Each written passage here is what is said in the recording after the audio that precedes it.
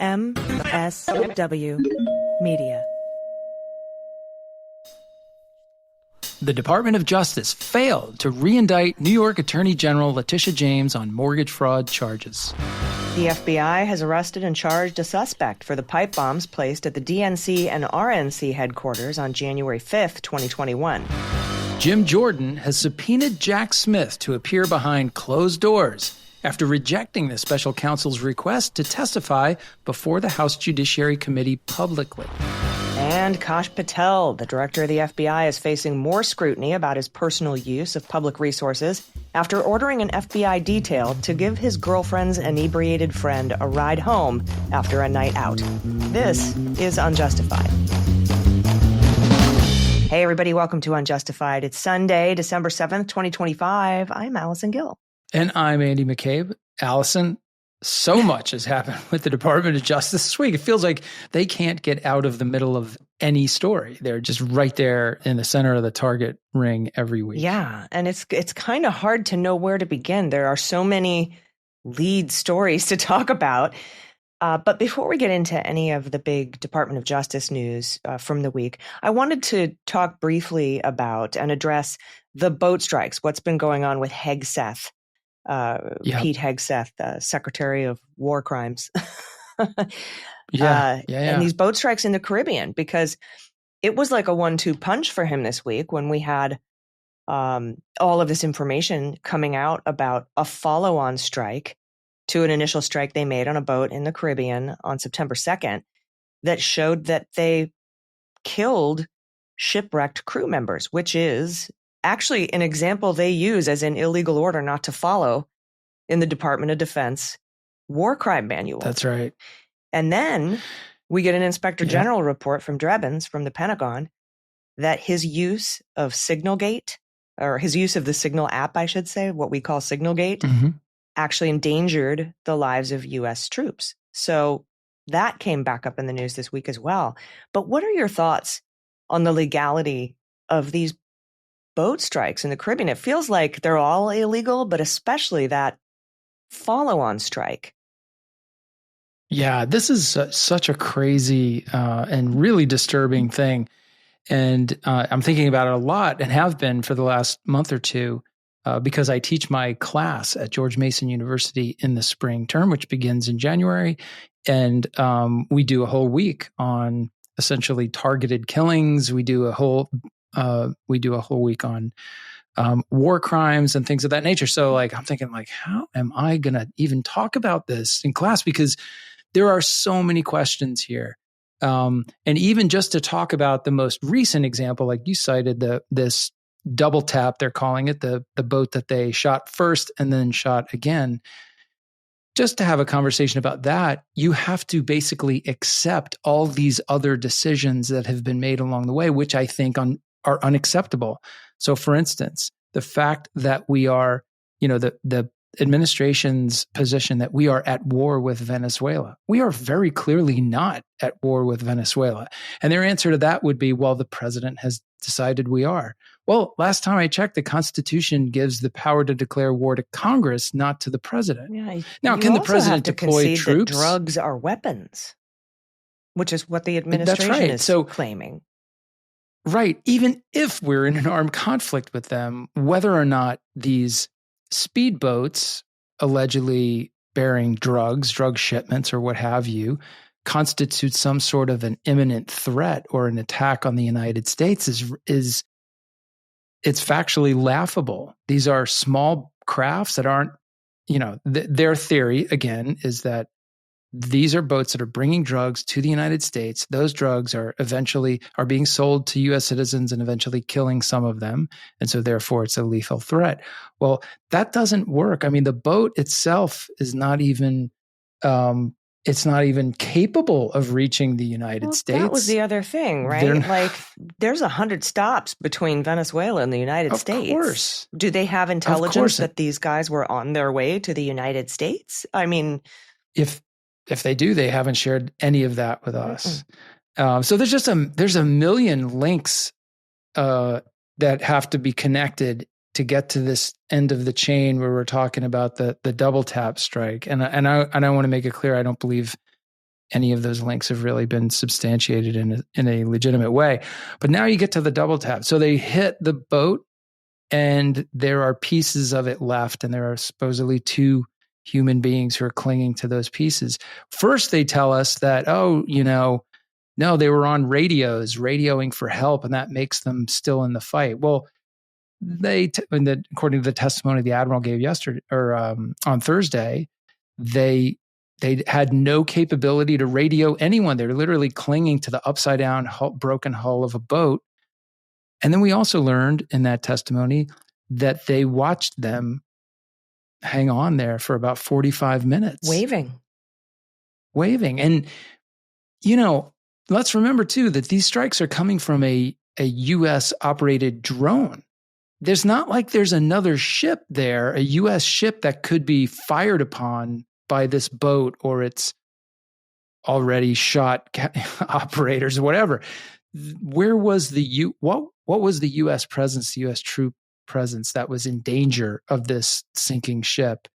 I mean, the whole thing is just it's confounding, and I think it's blatantly illegal. Yeah, it's bizarre. And I guess there were some Republicans who spoke to some people in the press on background without giving their names, saying that it is congressional Republicans who want to investigate this, saying that, well, and I'm paraphrasing here, but we don't think most of these are legal strikes, but the egregiousness of the second strike, the follow-on strike of that September 2nd attack is so bad that it gives us a foot in the door to start investigating the entire operation.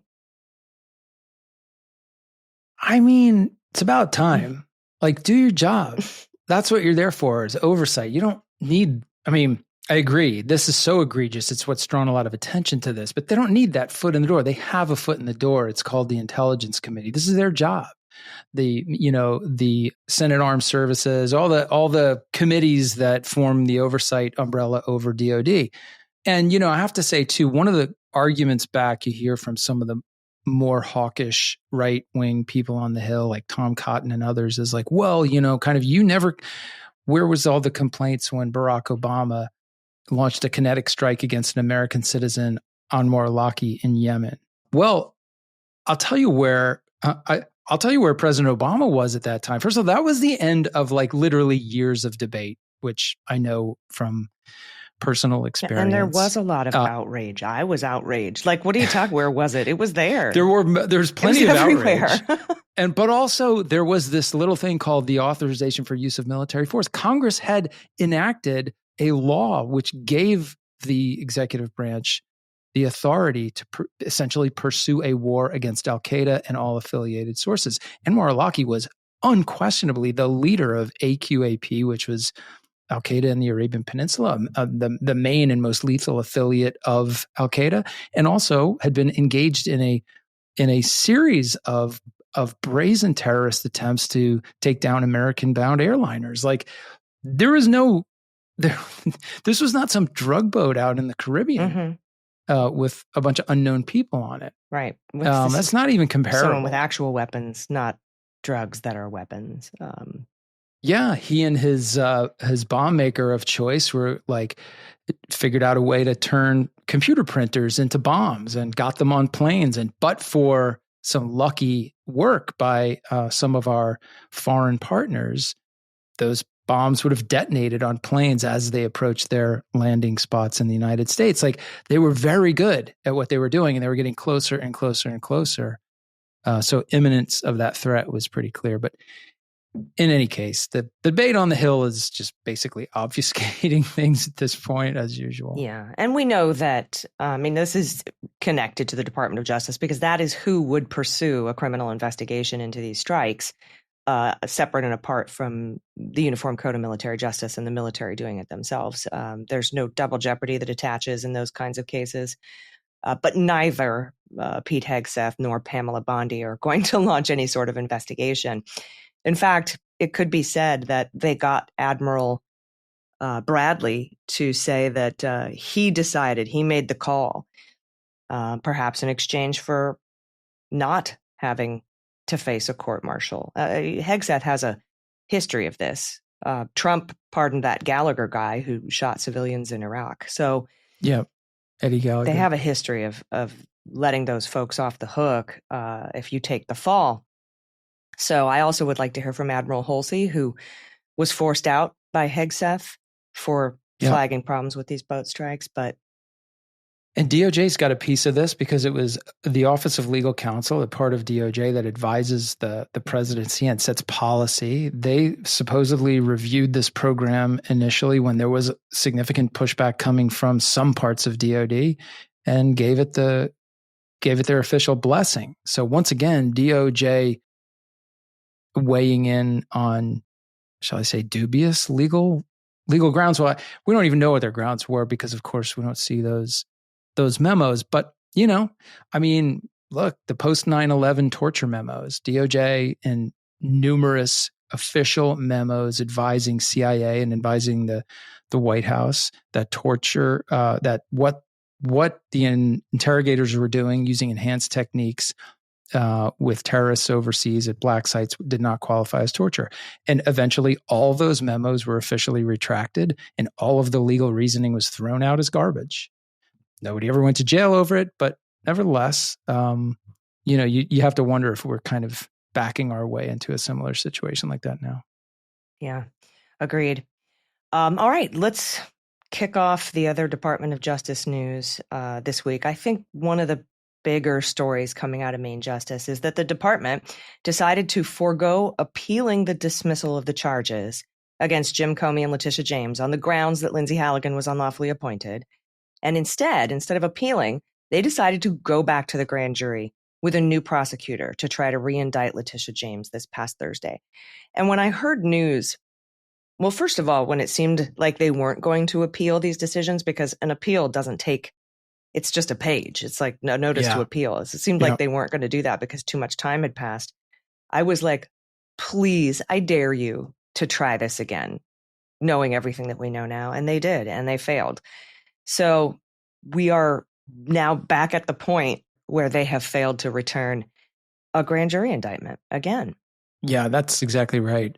So the New York Times reported it this way. They said, a grand jury in Norfolk, Virginia declined on Thursday to re-indict Letitia James, New York's Attorney General, according to people familiar with the matter, rejecting efforts to revive a criminal case that had been sought by President Trump. The decision dealt another embarrassing setback to the president's efforts to exert greater control over the Justice Department, highlighting how judges and jurors have acted as a check on Mr. Trump's desire to use the criminal justice system to punish his political foes. Yeah, and New York Times also answered my question, who are you going to get to do this? Lindsay Halligan is not lawfully appointed. Well, it turns out they looked around and found a guy named Roger Keller, who's a federal prosecutor from Missouri, to handle the case, after career lawyers determined the evidence was too weak to support the charges. And he presented a new version of the indictment on Thursday. And shortly after 9 a.m., grand jurors convened on the fourth floor of the Walter E. Hoffman Courthouse in downtown Norfolk. A court security officer guarded the room when they met, and their deliberations seemed to be very brief and uncomplicated. And by lunchtime, they were adjourned. So it was they in ain't and out. letting this nonsense get in the way of lunch. I don't blame them. Yeah, so if that weren't enough, even as a federal grand jury in Virginia voted down a new indictment, lawyers representing Ms. James' office appeared before a federal judge in Albany, New York, where the Justice Department is pursuing a separate civil rights investigation into her work as the state's top lawyer. Lawyers for Ms. James' office are seeking to quash subpoenas issued by the U.S. attorney there, a guy named John Sarcone, arguing that he was unlawfully appointed. That appearance also appeared to have gone poorly for the government. Go figure. The judge, Lorna Schoenfeld, was skeptical that Sarcone was appointed properly, though she didn't issue a ruling from the bench. Yeah, Sarcone, we've talked about him here on the program before, among other several U.S. attorneys who have been or are in the process of being disqualified. He's the guy who appointed himself. Oh, yeah. He appointed himself his own deputy, yes? Yeah. So that he could then be lifted up to be the interim U.S. attorney. Sally, get my deputy in here. Oh, well, hold on a second. He's here already. Right. He just has different hats that he puts Damn on. you. Who wrote this crap? It must have been my deputy. So Carol Leonnig is reporting for MS Now, which used to be MSNBC, that the DOJ now is contemplating going for a third try to indict Letitia James, possibly next week. This is bad for them for several reasons, though I don't think they have any shame and don't care. But if they do eventually go a third time or a fourth time and eventually do get a grand jury to indict, that presents that adds to their problems, because that bolsters a vindictive and selective prosecution claim. Like, boy, you really are vindictive and selective here.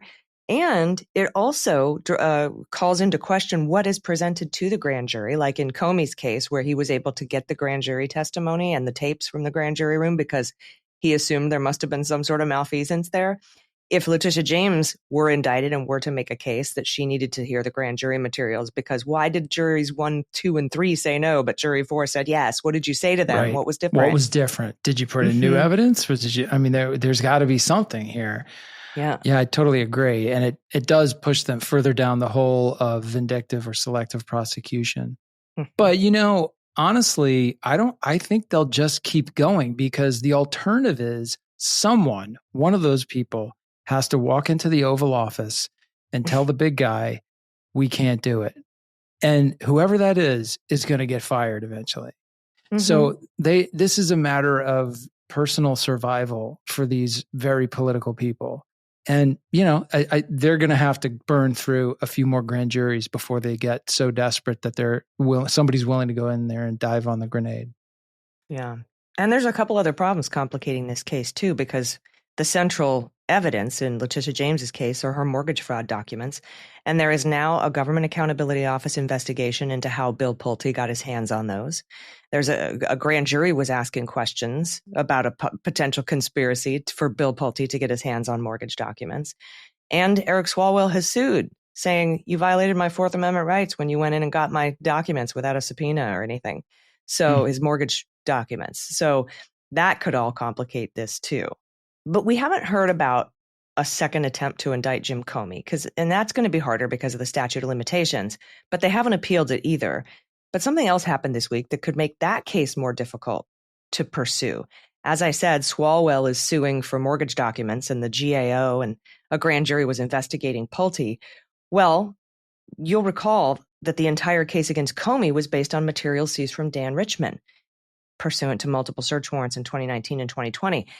And in one of Comey's filings in the case, he argued that not only did the DOJ fail to secure a second search warrant to rummage through those materials again for Comey, but that some of the material wasn't even subject to the original search warrants and should have been destroyed a long time ago. Yeah, that's right. I think the original, if I remember correctly, the original warrants had very clear language in them requiring the destruction of that material if it failed to prove relevant in the case that was being investigated at the time. And of course, that case got closed with no charges sought, no action taken. I wonder if it was in one of the burn bags that Kash Patel found. The infamous burn bags. Yeah, so I think Mr. Richmond has got he's onto something there. And also this week, we heard CBS reported that Dan Richmond is taking legal action against the Justice Department over that material that investigators seized from him more than 5 years ago, and is asking for a federal court to block the government from using the files in any way. Now, this bid from Richmond, who's a law professor at Columbia, comes as federal prosecutors weigh whether to seek a new indictment against Comey. Attorney General Pam Bondi and the White House said the decision to dismiss the indictment against Comey would be appealed, but prosecutors have yet to formally notify the court that they will ask the U.S. Court of Appeals for the Fourth Circuit to review the ruling. Yeah, and Judge William Fitzpatrick found that the government likely seized materials outside the scope of the original warrants and held on to that information for years after the Arctic Haze investigation was closed, and then conducted a new search of Richmond's files in September.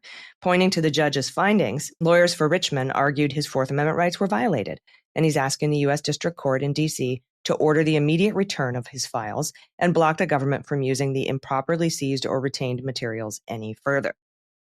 Richmond's legal team argued that the files taken by investigators in connection with the 2019 and 2020 warrants, as well as the search earlier this year, were illegally seized, so the government cannot hold on to them. They've asked the court to issue a temporary order that would prevent the government from using or relying on in any way his seized material while it considers whether his constitutional rights were violated. Yeah, it'll be interesting to see what happens there and whether or not the Department of Justice is going to appeal the dismissal of the Comey case or try to indict him again somehow. It'll be interesting to watch. And we'll tell you about it.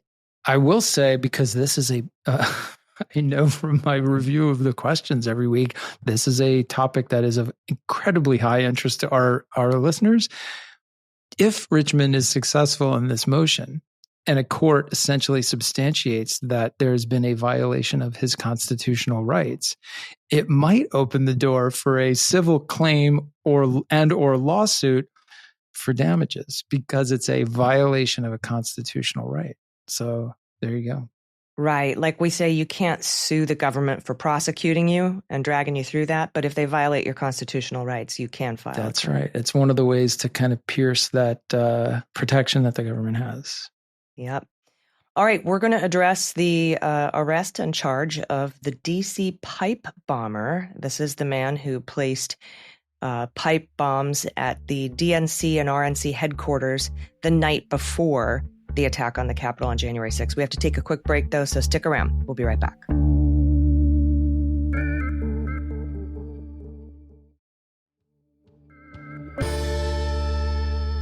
All right, everybody, welcome back. Let's talk about the D.C. pipe bomber.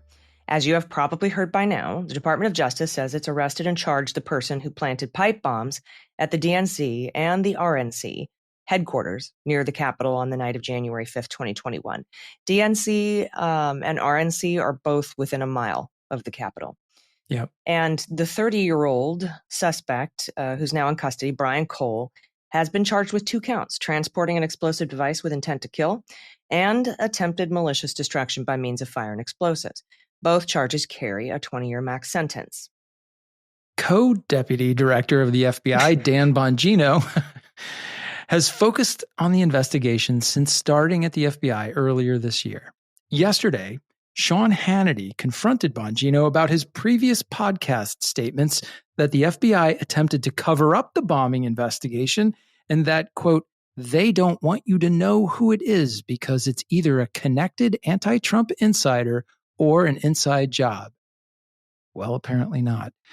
Bongino replied to this question from Mr. Hannity by saying, I was paid in the past for my opinions. One day I will be back in that space, but that's not what I'm paid for now. I'm paid to be your deputy director, and we base investigations on facts. So that's a big admission that the January 6th was an inside job was a lie. Yeah. That's a big admission. Yeah, and that, I don't know. I mean, his I guess everything he said on his podcast was just nonsense, based on nothing, not based on fact, and because he was getting paid for it. So that's kind of what I assumed, but it's nice to hear him confirm that. I don't know. Look, I'll give Bongino some credit. If he reinvigorated this investigation or simply spent a lot of his own time on it, overseeing it, asking questions about it, pushing people to do more and to accomplish more with it, that's great. Good for you. You should be doing things like that. But the problem I have is with the press conference yesterday, where Bondi and Patel and the others were saying things that were very critical of the way the case had been worked until they arrived. In an effort to take all the credit for themselves, which is a really gross thing for people in leadership to do, and to try to make the Biden administration look bad because that's kind of what they live for. They said things like this: there was nothing new happened here. We just took the evidence that was already existing and we did something with it. It's been sitting around gathering dust for years. The investigators hadn't done anything. You can't take that shot at the Biden administration and the FBI without attacking the men and women who've been working this case from the day it happened. And that's just unforgivable. In a moment of victory, a little bit of chest pounding is, I guess, expected, but to do it at the expense of your own people, to try to make them look like a bunch of slugs and aren't they lucky that we showed up and fixed the case for them all, that's just really a horrible thing to do, and it's undeserved.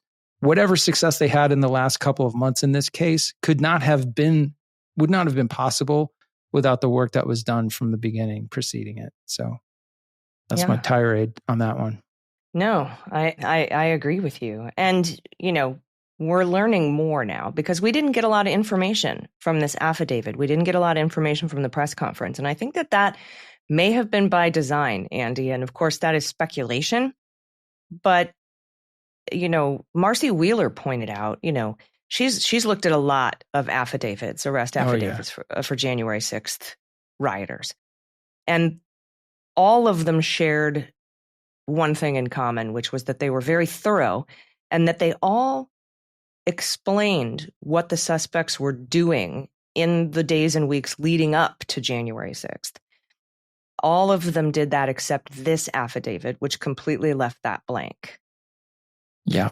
It didn't say anything about being in the Stop the Steal movement. It didn't say anything about traveling to D.C. to respond to Trump's call to be there on January 5th and 6th. It didn't say anything about being in the area or traveling to the area or conspiring with a group of people to travel to the area or, all these other things that we see in January 6th arrest affidavits and in general in affidavits like this that help bolster the case that this is your guy. And perhaps point toward a motive.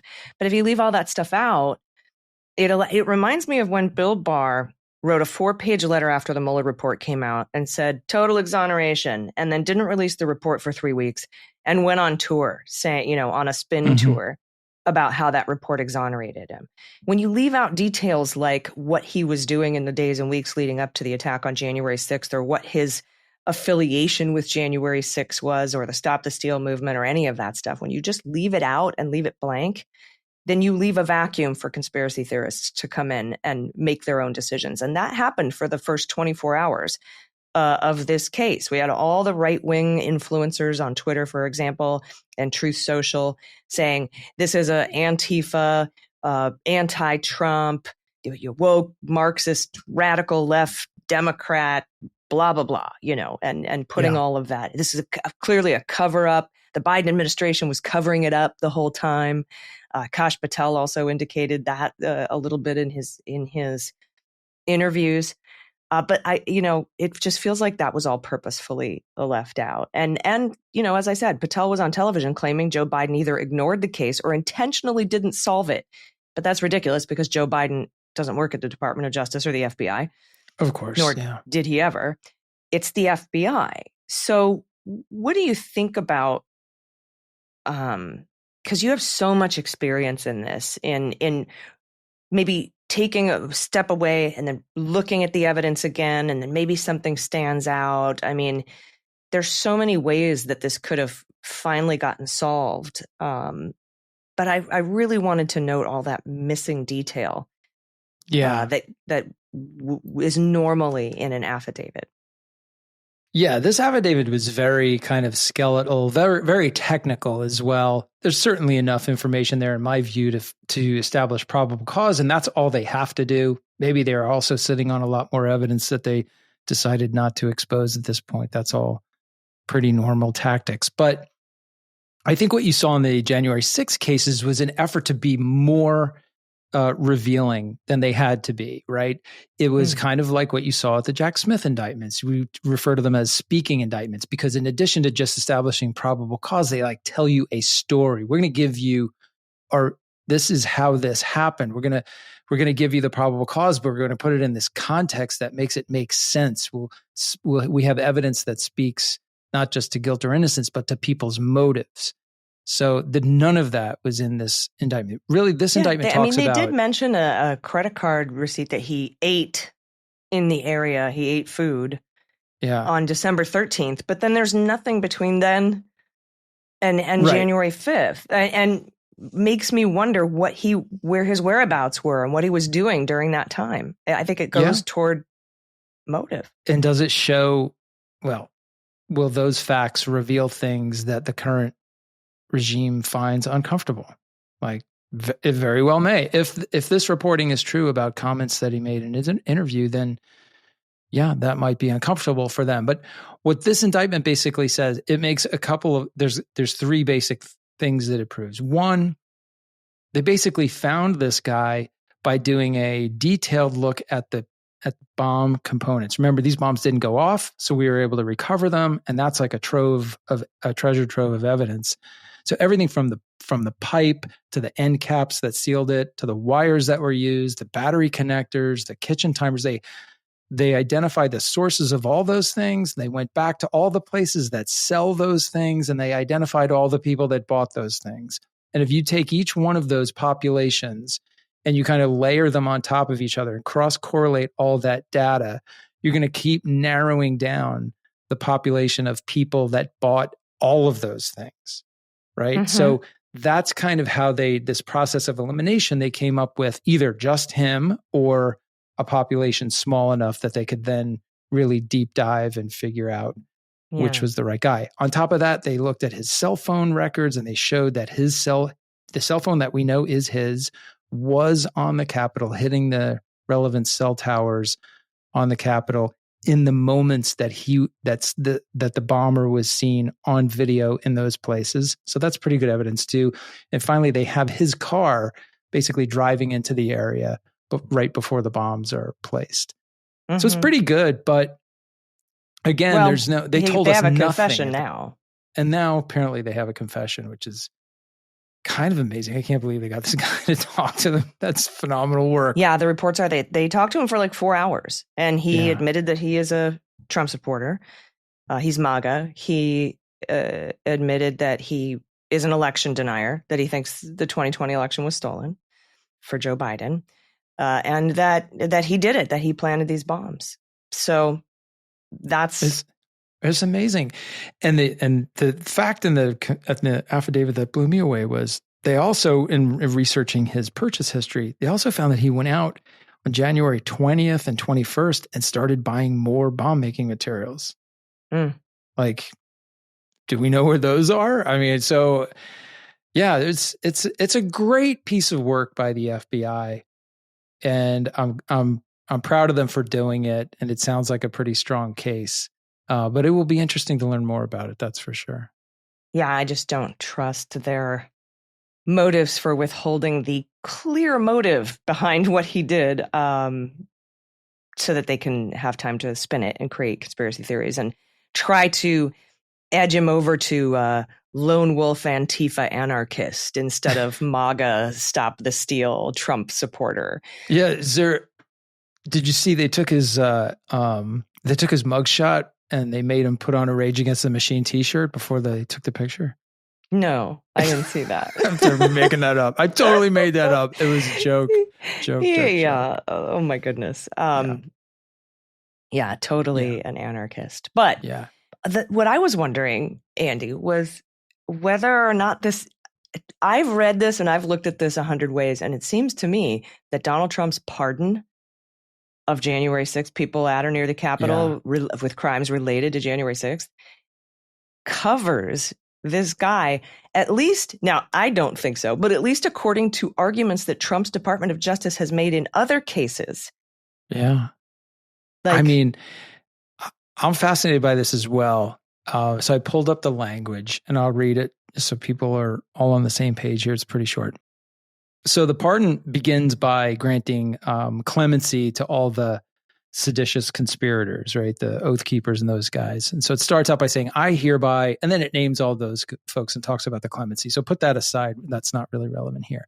But then it gets into the basic meat of the pardon for all the rest, the 1,000 or more other people convicted or being prosecuted. So it says, I hereby grant a full, complete, and unconditional pardon to all other individuals convicted of offenses related to events that occurred at or near the United States Capitol on January 6, 2021. The Attorney General shall administer and effectuate the immediate issuance of certificates of pardon to all individuals described in Section B, and shall ensure that all individuals convicted of offenses related to events that occurred at or near the Capitol on January 6, who are currently held in prison, will be released immediately. And then in the next relevant part, it says, I further direct the Attorney General to pursue dismissal with prejudice to the government of all pending indictments against individuals for their conduct related to the events at or near the United States Capitol on January 6, 2021. So I think there is plenty of room for a lawyer defending this young man to say this indictment should be dismissed. Yeah. Now, there's some good arguments. First of all, he planted the bombs on January 5th. Yep. But the pardon says, it doesn't say, events that occurred out, or just events that occurred out or near the Capitol on January 6th. It says convicted of offenses related to events that occurred at or near the United States Capitol on January 6th. And I would maybe be able to make a pretty strong argument that putting pipe bombs to draw cops away from what happens on January 6th is related to January 6th. Or just if you're his attorney, you use your client's own confession. He said he thought the election was stolen. Maybe he said, that's why I did this, because I wanted to, this was what I could contribute to this effort to overturn the stolen election. I don't know. I mean, I don't know what he said, but they talked for 4 hours and he made apparently incriminating statements. So yeah, I feel like we're going to see that motion. Now, the other argument is it says individuals convicted of offenses, and he hasn't been convicted. Right. However, in that last paragraph, it says all pending indictments. That's right. Okay. This is now a pending indictment. This is a past action. It's not something that he did after Donald Trump issued this pardon. Right. His crime was related to January 6th. It's, I think, pretty easy to argue, especially since the Department of Justice has argued this in multiple cases. In other cases where January 6th rioters who rioted there on January 6th, when they were searched, when their homes were searched in, pursuant to the January 6th investigation, they found illegal firearms, and they brought separate illegal firearms charges against a lot of these guys. Yes. And at first, the Department of Justice was like, no, that's not covered by the pardon because that's an unrelated crime. But then they changed their mind and said, no, it is related because those searches were pursuant to January 6th. And so if you are searching someone's home related to something that they did related to January 6th, and you find weapons or contraband, Donald Trump has argued in multiple instances to the court that should be covered by his pardon. And that is exactly what happened here. Yeah. I mean, who knows how it'll land, but it would be malpractice not to bring that motion if you're representing this guy. And the DOJ has a history here of arguing certain unrelated crimes to January 6th should be pardoned and certain related crimes should not. So like the child pornography case, they said that's not related, but the gun charges are, even though the child pornography stuff and the guns were both found pursuant to search warrants related to January 6th. And the judges in the courts have said this is inconsistent. There's no consistency here. So I wouldn't be surprised if DOJ argues this isn't related, even though these other things were related that are exactly the same. I wonder if there's even room for a presidential correction. What's to stop the president, who has unlimited power when it comes to pardons, to issue a statement that says my pardon of whatever day this was issued does not apply to this person? Yeah. I don't know. We certainly have never seen that before, but pardon power's broad. Yeah, sure is. All right. Well, interesting discussion, and we will definitely cover it here. We have more to get to, including some news about Special Counsel Jack Smith and the continuing ongoing battle to release Volume 2 of Jack Smith's final report. But we have to take a break, so stick around. We'll be right back.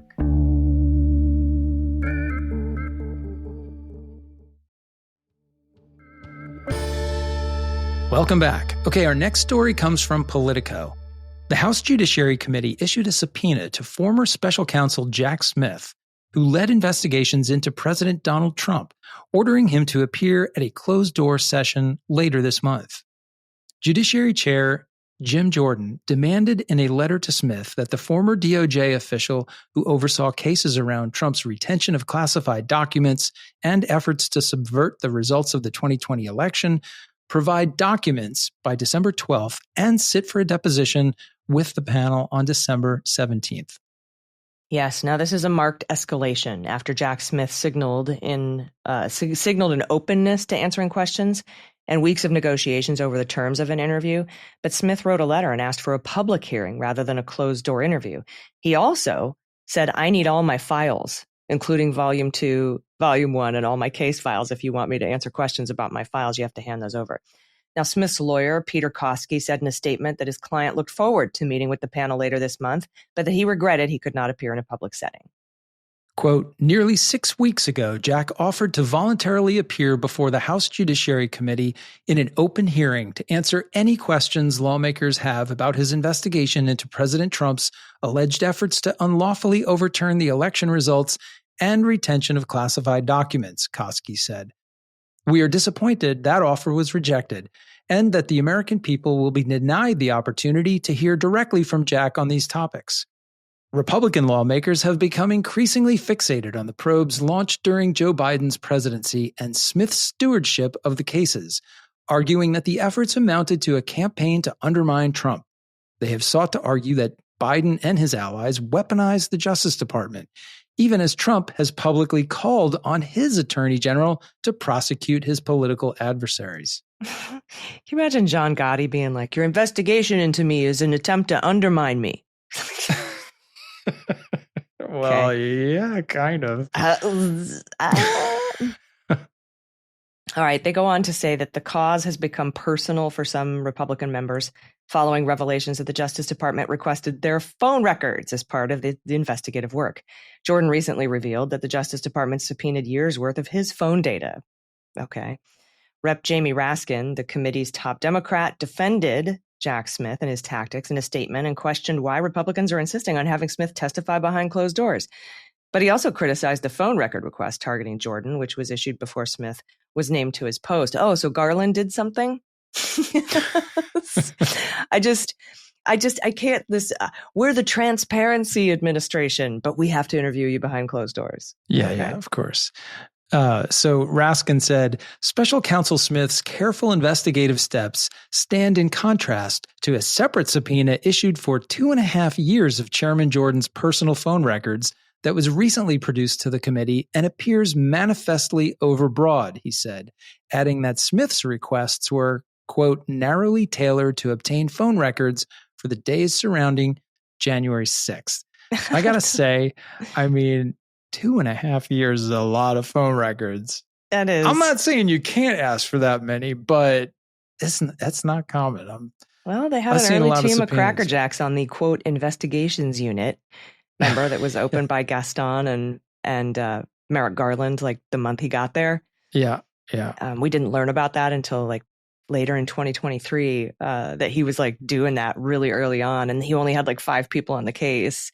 But that one of the very first things that Molly Gaston did when she got there too was to get a second warrant to go through the Rudy Giuliani stuff that was taken to investigate Ukraine. But she knew, because she's not an idiot, that if she wanted to go through that material to investigate January 6th, she'd have to get a second search warrant, which that's how it works. That this administration failed to do in the Jim Comey case. Yeah. It just might have been that they thought, it takes so long to get a subpoena from this guy. Let's just ask for all the records on earth. Yeah. Give us all 2.5 years worth. Yeah, maybe. I don't know. Yeah. Now, the fight to unseal Volume 2 of Jack Smith's final report is continuing. You'll recall that way back in February, after Trump's Department of Justice dismissed the cases against Trump co-conspirators Walt Nauta and Carlos de Oliveira in the classified documents case, after that case was dismissed, the Knight First Amendment Institute at Columbia University filed a motion to vacate Judge Cannon's order blocking the release of Volume 2 of the report. Because the reason that she was blocking the release was because cases could still be brought against Nauta and de Oliveira. But not anymore. Then the Department of Justice said, we dismissed those cases and we are not going to try to we're not going to try to bring them back. Now, after 8 months of Judge Cannon doing nothing, the Knight Institute filed a motion with the 11th Circuit Court of Appeals asking them to issue a writ of mandamus, ordering Judge Cannon to rule on their motion for her to vacate her order blocking the release of the report. Now, the 11th Circuit gave Cannon 90 days to resolve the issue, or they would intervene. And that 90-day window, that expires at the end of it expires January 2nd, at the beginning of January. Mm-hmm. And Andy, I said, I was like, oh God, she'll probably order briefings and set hearings and use a secret email docket and litigate every filing for redactions and drag it out and drag it out and drag it out. But you reminded me, she can't, because the 11th Circuit told her that the issue must be fully resolved by January 2nd. Yeah, that's right. But now Donald Trump has stepped in and filed a motion with Judge Cannon for leave to participate as an amicus curiae, which really roils me because, of course, that's the Latin term for friend of the court. And I don't feel like he's any friend of the court. That's just my personal opinion. Okay. Yeah. His motion says, President Trump hereby moves for leave to participate in the proceedings as amicus curiae for the limited purpose of reaffirming and incorporating by reference his prior legal arguments to the court, as well as those made by co-defendants Nauta and De Oliveira, that Volume 2 of Jack Smith's final report should not be made public. Yeah, and I think I'm going to actually call this episode Hostis Curiae, which means enemy of the court. Nice. Very nice. Somebody's taking out the old high school Latin book. I took Latin in high school. Oh my gosh. Mm-hmm. So I don't know. It seems like he's just trying to delay this. And everybody was kind of worried when he filed this motion for leave to file an amicus brief. Yeah. But again, because the 11th Circuit said this has to be tied up and finished by January 2nd. Yeah, I mean, I when I originally heard that, I thought, 90 days is way too much time. It was a lot of time. But they did say that's it. It's 90 and then that's it. Now, what happens when she blows that deadline? I don't really know, to be perfectly honest, but I guess we'll probably find out. Well, because the 11th Circuit, the Knight Institute asked for a writ of mandamus. The 11th Circuit said, we hold your writ of mandamus in abeyance for 90 days. I see. So after 90 days, if she doesn't do anything, the writ of mandamus kicks in, which I assume at which point they order her to rule. Yeah, or maybe, because they're not going to order the thing released or not released, having not heard any arguments or anything themselves. Right. So they'll order her to rule. She'll deny it. And then it can be appealed by the Knight Institute to the 11th Circuit. Yeah. All right. So buckle in. We got a ways to go. Yeah. And who knows what the 11th Circuit will decide? I mean, generally, you don't release information like that against uncharged individuals. So. Yeah, that is true. But, in the special counsel situation, everything's just a little bit different because of the obligation to write the report. And if you're not, if you're not going to pursue a charge, you have to write a report, and they typically get released. Here, they did charge, but then they dismissed the charge. So I don't know. It's a little more complicated as usual. The Supreme Court will, I'm sure, say, no, you can't do that to a president while he's president. He can't deal with that kind of, I don't know. They'll figure some weird reason. But all right, we've got one last story. It's also from Carol Leonnig. It's about Kash Patel and his misuse of government resources. But we're taking one more quick break, so stick around. We'll be right back.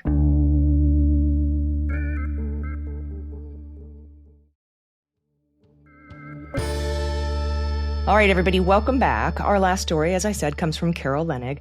It's a continuation of the misuse of public resources by Kash Patel. We covered a lot of that in the last two episodes. I think we counted 18 private trips between you and me, Andy. Yeah. For Kash Patel on that on the government jet. She says FBI Director Kash Patel has, on more than one occasion, ordered that the security detail protecting his girlfriend escort one of her allegedly inebriated friends home after a night of partying in Nashville. And that's on more than one occasion? Wow. That's according to three people familiar with knowledge of the incidents, plural. Patel's girlfriend, Alexis Wilkins, asked FBI agents on her security team at least twice, including once in the spring, to drive her friend home, and agents objected to diverting from their assignment to protect her. That's according to sources who were granted anonymity to discuss non-public matters.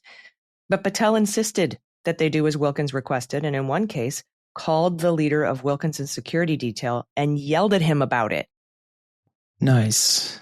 Okay, so news of the effort to deploy agents to provide security for a private citizen has spread through the Bureau and beyond, as agents have grown increasingly concerned by Patel's use of the Bureau's strapped resources, the People said. FBI spokesperson Ben Williamson broadly disputed that such events took place. Quote, "This is made up and did not happen," Williamson said.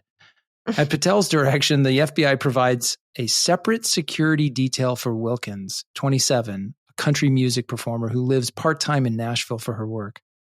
The FBI security detail, first reported by MS Now, is made up of members of an elite SWAT team based in the area.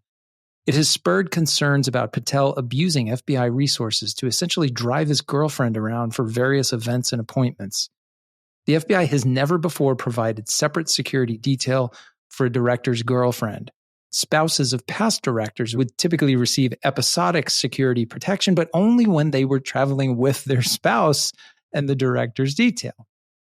So it's like by proxy. You don't get your own whole detail. No, they don't have a detail.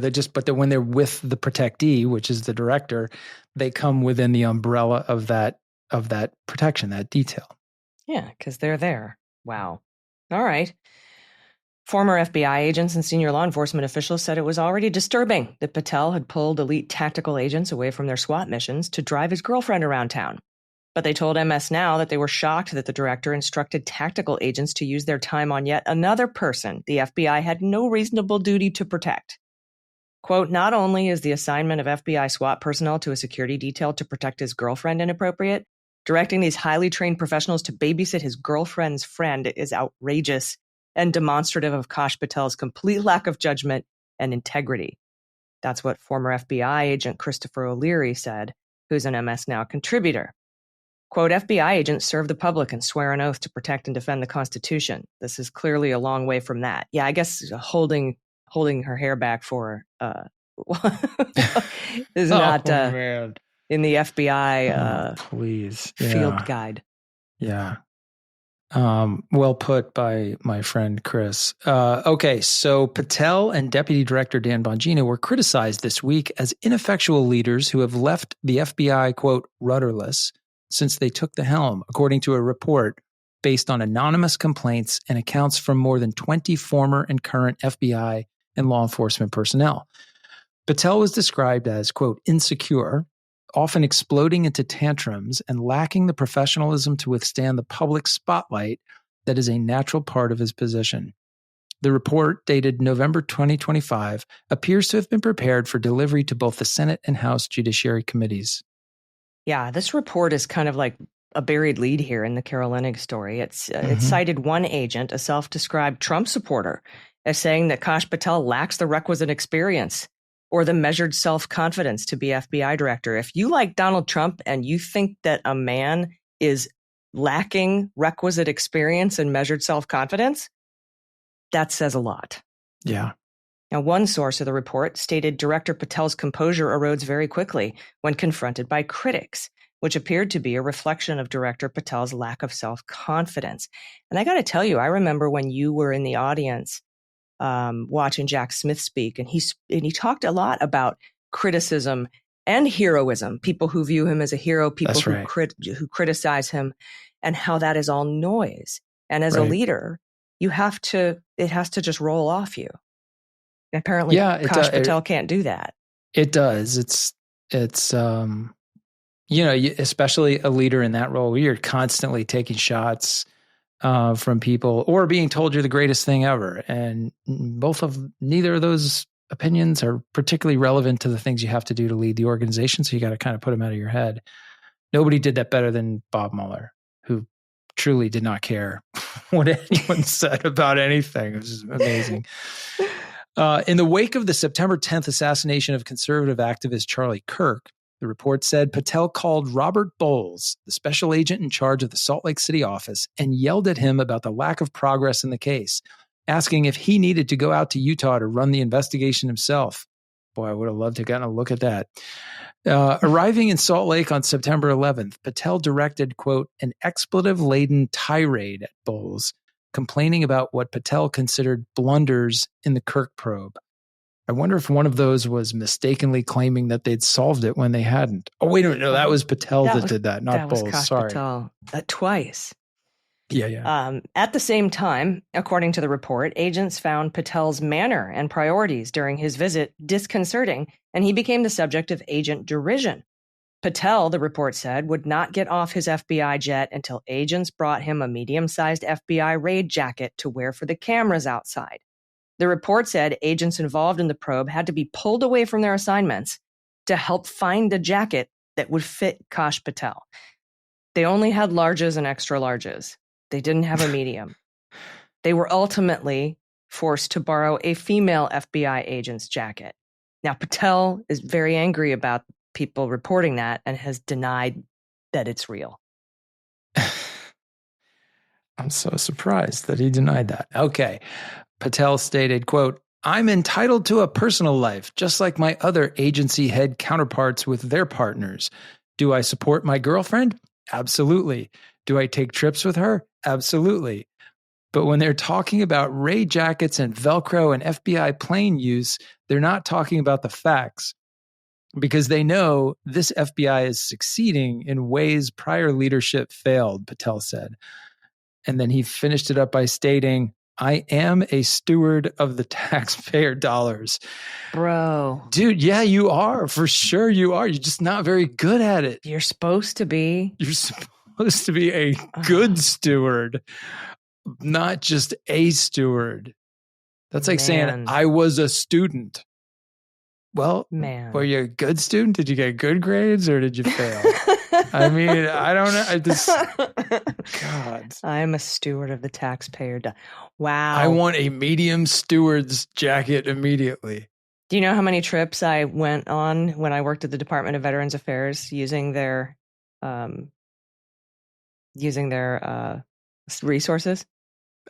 No, I do not know. Four trips for work in 12 years. And they were work trips. I never took a personal trip that relied on any VA resources. Not even to go to like a cage match or some sort of wrestling championship where your boyfriend sang the national anthem? No? When I sang the national anthem no, I never did. I can't, I just did, it's so ridiculous. I can't even make up parody for what he's doing, and then trying to say that he's a steward of the taxpayer dollars. Just whatever. He is a steward. All right. Okay. So as deputy director, my security detail was one guy. There was no detail. It's not actually a detail. It's just one dude who was really part of my staff, and he did like scheduling and figured out like transportation, how to get me back and forth to like whether you it's didn't a meeting drive your across drunk friends home. No. He never drove my drunk friends home or my sober friends home or me home for that matter. On the rare occasion when my bureau car was like, for whatever reason, not available, he would just give me he had this Suburban that he drove me around in. He was like, "Here's the keys. You can take my car home for the night." I was like, "Thanks, Dad. I appreciate it." But I did have to drive yourself? I drove myself. I didn't have drivers, but then I had the detail for 3 months when I was the acting director. And unlike really any other director that the detail agents had worked for, I used to do detail work. When I was an agent in New York, I traveled. I was on the SWAT team in New York, so I traveled with Louis Freeh to Russia and Kazakhstan and all these different places. And so I know how to do that work, and I appreciate how hard it is and how long the days are, and travel away from your families and everything like that. So my family and I were always, for those 3 months, like super careful to like try to not, if we had a choice to go somewhere and not go, if we could, we choose not to go because it was one less thing that they had to do. Yeah, and you have ethics. You're a steward of the taxpayer dollar. I was a steward of the taxpayer, yes. I didn't, when I was first starting the Miller She Wrote podcast, I didn't say what agency I was with. I never talked about that. When after I had interviewed Shulkin, who was the VA secretary, about his book that was coming out, I released the first half of that interview. But then I waited until 1 year after I had been separated from the agency to release the second half of that interview that talked about who I am and what I did for the agency. because I wanted to put that year in between my leaving the connecting agency the two, yeah.